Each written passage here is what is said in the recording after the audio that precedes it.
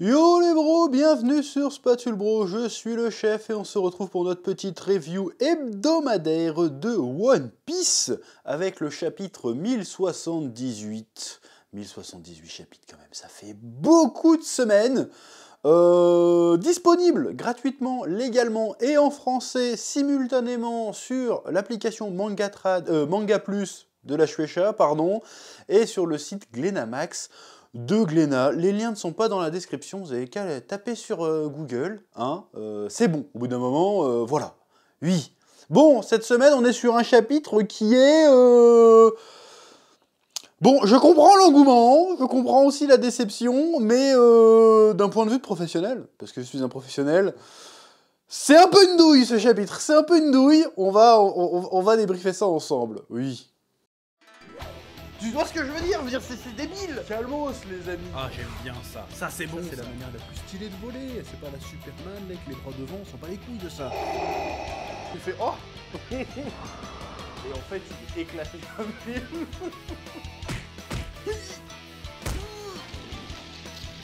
Je sais pas ce qui m'a pris là. Là, j'ai craqué. Alors, pourquoi, selon moi, ce chapitre est un peu une douille de qualité, attention, une douille de qualité qualitative, une douille menée d'une main de maître. C'est-à-dire que le gars a réussi à faire passer un épisode résumé, mais à la fin, il nous a mis une révélation, donc ça a fait genre, oula, il s'est passé un truc, et en plus, avec la voix de narrateur qui est là pour te hyper, il a réussi à te hyper, alors que dans le chapitre, en fait, en réalité, on n'apprend pas grand-chose de plus qu'on ignorait déjà, si ce n'est la révélation finale, comme quoi le Vegapunk traître était le personnage de York. Bon, pourquoi je te dis ça? Parce que le chapitre, en fait, 90% du chapitre, c'est le résumé des événements, en fait. Hein. C'est-à-dire que, en fait, tout ça avait commencé 3 mois auparavant. Donc on apprend que, en fait, Marie-Joie, le gouvernement mondial, avait des raisons de penser que Vegapunk aurait commencé des études, mené des études sur le siècle oublié. Du coup, ils ont envoyé une équipe du CP5, je crois, enquêter, ils n'ont rien trouvé, sauf que le bateau a disparu, ils sont jamais revenus, donc ils ont envoyé d'autres équipes du CP, je sais pas combien, et ils sont jamais revenus non plus. Donc du coup, quand ils ont dit, tiens, ça fait 3-4 équipes qu'on envoie, personne revient, bon, on se dire que l'autre c'est un traître définitivement, bon ben voilà, Buster Call sur sa mère, on envoie le CP0, le tuer, voilà. Donc grosse mission, on rameute tout le monde, ça part en couille. Oh non, l'empereur, bon ça c'est un peu stylé, quand ils appellent Luffy l'empereur, c'est un petit peu stylé. Hein, t'as un petit... Tu sais, tu bombes un peu le torse. Ah ça y est, c'est un empereur quand même, tu vois, donc le statut est là. L'empereur, Luffy au chapeau de paille, s'est pointé, genre, ah zut, c'était pas prévu dans le plan, bon c'est pas grave, on va ramener quand même plus de monde. On dépêche sur place l'un des 5 doyens accompagné d'un amiral. Donc voilà, et on nous explique qu'il dépêche toute cette armada autour de Egghead, parce que bah, Egghead, c'est pas Ohara. C'est-à-dire qu'Ohara, c'était des scientifiques, c'était 3 clochards dans un arbre. Ils n'avaient pas de quoi se défendre. Alors que Vegapunk, c'est un peu le mec qui a créé toute la technologie qu'utilise le gouvernement mondial. Le gars, il a une armée de séraphins. Le gars, il a une armée de Kuma. De comment ils appellent ça? De pacifistas 3ème génération, je sais pas quoi. Donc le gars a de quoi envoyer du lourd en face, en fait. Donc là, il faut y aller, faut tout donner. Donc tout est sur le pied de guerre. Et... donc en fait on n'apprend rien de plus, parce qu'il ne fait que faire une compilation des informations qui ont été distillées dans les 10-15 chapitres précédents, et il rajoute à ça une petite voix off, un petit narrateur, qui fait « mais les événements qui vont se passer le lendemain vont bouleverser le monde ». Bon, là j'ai envie de dire, c'est là qu'elle est la douille, parce que c'est trop facile de faire ça en fait. C'est trop facile. C'est-à-dire qu'il fait monter la sauce avant que le truc arrive. Donc il est vraiment en train de... Là, il fallait qu'il finisse, si tu veux, à vie professionnelle. Encore une fois, oui, t'es pas professionnel. Si, à vie professionnelle. En fait, là, il a ménagé le suspense pour pouvoir finir son chapitre sur la révélation. Alors, il aurait pu le commencer sur la révélation, ça aurait fait le même effet, mais là, tu sens qu'il a ménagé le suspense, on finit sur la révélation, chapitre de folie, ouais, énorme buzz, et puis après, on part sur autre chose. Tu sens vraiment qu'il a voulu finir sur cette révélation, ce chapitre. Peut-être même que ça serait peut-être une fin de tome, je sais pas, j'ai pas suivi le compte des chapitres. Mais enfin bref, donc il voulait finir sur un cliffhanger, sur une révélation, donc il a fait un petit peu de remplissage hein, dans le reste du chapitre. Et puis avec cette voix off, en fait, il te dit non mais je sais que ça fait 2-3 chapitres qui se passe rien, mais attends, ça va arriver, t'es pas prêt. Tu vois. Et ça, je trouve ça un peu fastoche quand même. Bon, sachant que quand il le sort, en général, c'est pas pour rien, hein. Il me semble que, bah là, récemment, on en a parlé sur la chaîne principale avec One Pieceology, il en a parlé sur l'affrontement de l'île de Banaro entre Ace et Barbe Noire, pardon. Donc il a dit, ouais, l'issue de ce combat va provoquer une succession d'événements incroyables qui va bouleverser le monde. Et c'était tout ce qui s'est passé avec Marineford, c'était une dinguerie, bien évidemment. Et là, il nous ressort un peu le même délire, que oui, là, les événements vont bouleverser le monde à jamais. Alors j'ai pas suivi les théories en cours, donc parce que je suis pas vraiment le One Piece game pour de vrai. Donc je vais faire mes propres petites théories, hein, parce que c'est une douille énorme qu'il est en train de nous mettre, mais ça fonctionne. Force est de constater que monsieur connaît son travail. Il nous a sorti la bouse de dernière minute un petit peu, mais ça fonctionne. C'est facile, mais ça fonctionne. Donc qu'est-ce qui pourrait se passer de pire, qui pourrait changer la face du monde? Parce que là, il parle vraiment de bouleverser le monde d'une manière imaginable. Alors, je vois plusieurs options. Vegapunk va mourir. Bon, en tout cas, Vegapunk meurt, c'est pas grave, en fait. Juste, mais est-ce que le fait que Vegapunk meurt, parce que ça, c'est un truc classique. À partir du moment où tu te rends compte que One Piece, ça utilise quand même des trucs assez classiques, parce que là, on est clairement dans un délire un peu complotiste. Tu pars de l'archétype du scientifique qui sait des choses, qui fait des recherches, et qui veut les mener. Il a forcément mis un dispositif, je crois pas qu'ils en aient parlé pour l'instant, mais il a forcément mis un dispositif sur le truc de Egghead, genre, ouais, si je me mets pas à jour au bout d'un certain temps, boum, le truc part sur l'information comment dire, l'information est libérée, si tu veux. Tu sais, parce qu'il y a plein de trucs comme ça, des lanceurs d'alerte, ou trucs comme ça, qui font genre, ouais, il faut que je pointe à telle ou telle heure sur mon ordi, mais c'est un truc qu'on voit souvent dans les films de... Je crois qu'il y a un délire comme ça à un moment dans toutes les séries, en fait, où il y a un mec qui sait des choses et qui est pourchassé par le gouvernement. À chaque fois, il dit toujours un truc, ouais, si je rentre pas le code à telle heure sur mon ordinateur, tout va se leaker sur Internet et vous serez dans la merde, des trucs comme ça, voilà, bref. Donc je pense qu'il a pris une assurance, Vegapunk. Et cette assurance, c'est si jamais il crève, ou qu'il est dans l'incapacité de rentrer le code, on va dire, de pointer par rapport aux données, les données se propagent dans le monde. Voilà, le gars a certainement mis des antennes un peu partout, hop, c'est bon, ça...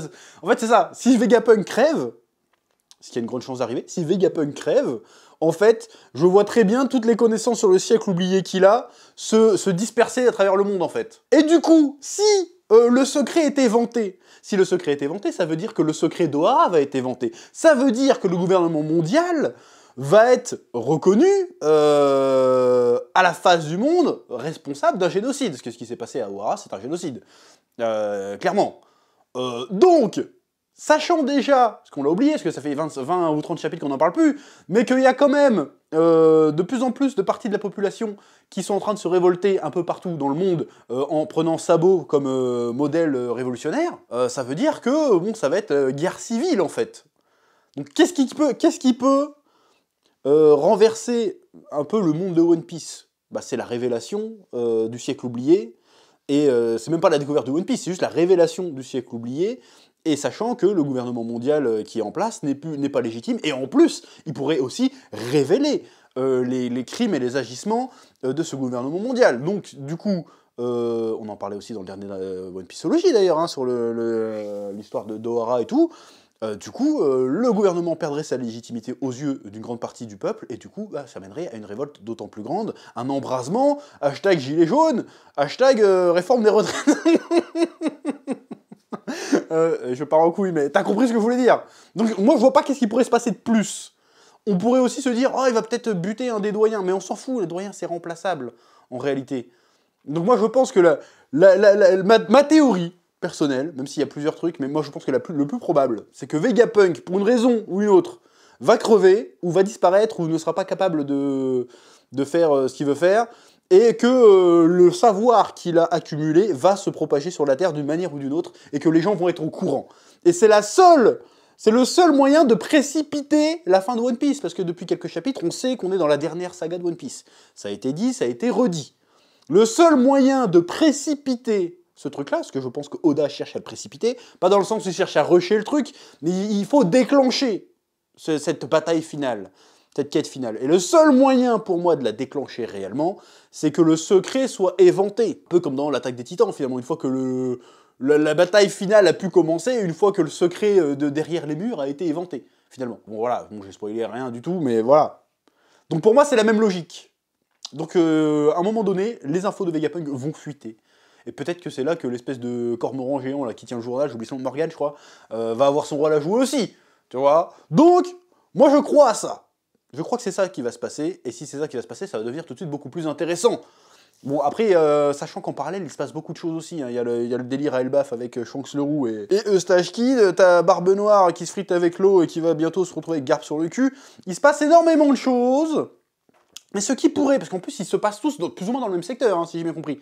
Toute cette histoire se passe plus ou moins dans le même secteur. Et Geg est pas très loin d'Elbaf, il me semble. Et l'île où s'est retrouvé, j'ai oublié le nom de l'île, l'île où s'est retrouvé l'eau n'est pas très loin non plus. Donc tout ça va être plus ou moins dans le même secteur, sachant qu'ils sont tous, si encore une fois, si ma mémoire est bonne, ils sont tous en possession d'un rod poneglyph, du même, qui est censé ou leur ouvrir la voie vers Raftel. Donc ils sont dans la dernière ligne droite en fait. Donc le fait que le savoir de Vegapunk, le siècle oublié et toutes les casseroles que le gouvernement mondial a au cul soient révélées et que ça soit la révolte générale, peut-être que ça va précipiter la course au One Piece. Parce que le One Piece a forcément un lien avec toute cette histoire. Donc je pense que ça va être ça qui va se passer. Et si c'est ça, je veux qu'on m'appelle l'oracle One Piece. Officiellement. Officiellement, parce que je te dis ça, tu sais ça, parce que je me souviens même pas de toute la mythologie de One Piece. Mais je te dis ça juste par pure culture générale et par pure maîtrise du storytelling. Parce que je suis un génie. C'est forcément un délire comme ça. Si tu replaces les événements de... Tu sais, en fait, Vegapunk, c'est Wikileaks, en fait. C'est un délire comme ça. Donc Vegapunk, il sait des choses, on veut le faire taire. Le seul moyen qu'il a de sauver sa vie ultimement, ou en tout cas s'il meurt pas, le seul moyen que son savoir lui survive, c'est que si jamais il meurt, le truc se propage automatiquement. Et tu peux pas me faire croire qu'un mec aussi prévoyant, qui a pensé à tellement de choses, a pas prévu ce coup-là. Bon, il a pas prévu la trahison de York. Ça, on va falloir qu'on parle. Je trouve ça intéressant. J'étais un peu déçu de prime abord quand j'ai vu que c'était York, parce que moi je m'attendais à vraiment qu'il y ait un Vegapunk de l'ombre qu'on n'avait pas vu. Genre c'était je suis le vrai Vegapunk. Et genre oh putain non. Donc là c'est York, et York c'était un petit peu... parce qu'on est un peu dans le délire mis les 6 chemins de Pain ou je sais pas quoi, et un peu le délire des homonculus de Full Metal Alchemist, c'est-à-dire que chaque comment dirais-je, chaque entité Vegapunk représente une partie de sa personnalité, représente un vice, voilà. Et elle, c'était York, c'était le vice un peu de... pas de l'avarice, mais plutôt de la gourmandise. Bah, je crois que c'est lié, la gourmandise et l'avarice, finalement. Il me semble, l'avidité. Non, l'avarice, c'est quand t'es radin. Je sais plus. Ouais, je manque de vocabulaire pour le coup. Mais il y avait le côté, vas-y, la meuf, elle veut jouir, en fait, de tout. Elle bouffe, elle rote, elle chie, elle fait tout ce qu'elle veut. Voilà, bref. Il y a ce délire-là, cette soif peut-être de pouvoir et de connaissances exacerbées. Et du coup, elle arrive, elle fait, non, mais moi, je veux devenir un dragon céleste, en fait. Donc, puis il y a trop de Vegapunk. Je veux tout le savoir pour ma gueule, et je veux tout le plaisir et le confort pour ma gueule. Donc, quelque part, ça montre qu'il y avait quand même vraiment un côté sombre de Vegapunk. Qui peut être intéressant. Je sais pas comment tout ça va être développé, mais dans l'idée, je dis pourquoi pas. Je dis why not. Mais moi, je pense quand même, je mise sur Vegapunk va crever.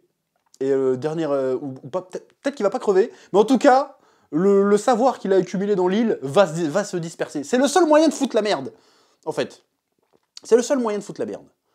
Que ça soit vraiment, vas-y, guerre civile mondiale, le seul moyen, c'est que les informations de l'île de Vegapunk soient propagées partout dans le monde. Voilà, c'est ma théorie, et je la base sur rien, sur tous les trucs que j'ai lus dans ma vie.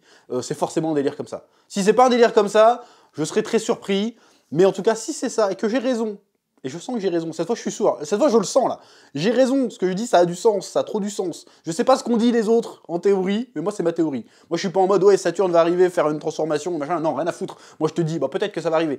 Mais moi je pense, Vegapunk va probablement canner, mais le truc sûr, c'est que le savoir de Vegapunk qui est accumulé va se propager sur Terre. Et à ce moment-là, ce sera la véritable merde, et la véritable merde. Et le seul moyen de régler cette question définitivement, ça va être pour Luffy et pour les autres de se diriger vers Raftel le plus rapidement possible. Et là, ça risque d'être passionnant, parce que tout d'un coup, le gouvernement mondial risque d'éclater, donc là, il va falloir choisir son camp. Est-ce que Garp va rester chez la marine? Est-ce que... voilà, il y a plein de trucs à faire, en fait. Bref, c'est à peu près tout ce que j'avais à dire. Bon, j'ai pas passé sur Shanji qui arrive à encaisser un coup de poing de Séraphin en mode le pouvoir de l'amour. Qu'est-ce que c'est que cette merde encore? On verra bien. Voilà, c'est à peu près tout ce que j'avais à dire sur ce chapitre cette semaine, qui est à la fois une grosse douille, mais qui est une douille tellement maîtrisée. qu'il est très fort. Il est très fort, Oda, à faire un chapitre de rien, en fait. J'exagère quand je dis ça, évidemment, mais il nous a fait un chapitre résumé, et ça fait 2 chapitres, ou 2 ou 3 chapitres qu'on se tape des résumés, en fait. Bref. Comme d'habitude, petit pouce bleu, petit commentaire pour me dire ce que tu as pensé de cette review, ce que tu as pensé de ma petite théorie personnelle, ce que tu as pensé de ce chapitre, ou juste un petit message d'encouragement, ça fait plaisir aussi. Et je te dis à très bientôt sur Spatule Bro pour de nouvelles vidéos. Oui.